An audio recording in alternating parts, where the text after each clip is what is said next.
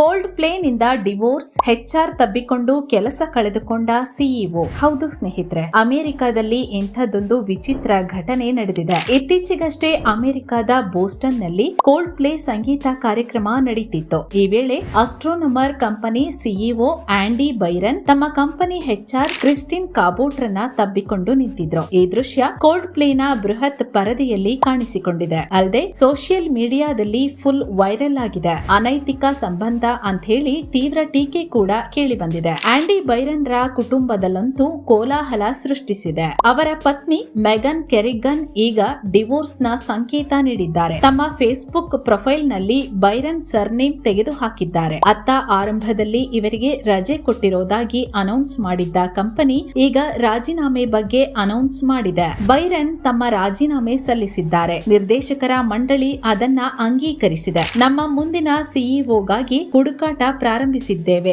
ಅಂತ ಹೇಳಿದೆ. ಈ ಮೂಲಕ ಕಾರ್ಯಕ್ರಮವೊಂದರಲ್ಲಿ ಸೆರೆ ಸಿಕ್ಕ ವಿಡಿಯೋ ಒಂದು ದೊಡ್ಡ ಕಂಪನಿ ಮತ್ತು ಅದರ ಮುಖ್ಯ ಅಧಿಕಾರಿಯ ಭವಿಷ್ಯಕ್ಕೆ ಈಗ ದೊಡ್ಡ ಟ್ವಿಸ್ಟ್ ಕೊಟ್ಟಿದೆ. HR ಜೊತೆಗಿನ ಸಂಬಂಧ ಸಿಇಒ ಕೆಲಸವನ್ನೇ ಕಿತ್ತುಕೊಂಡಿದೆ.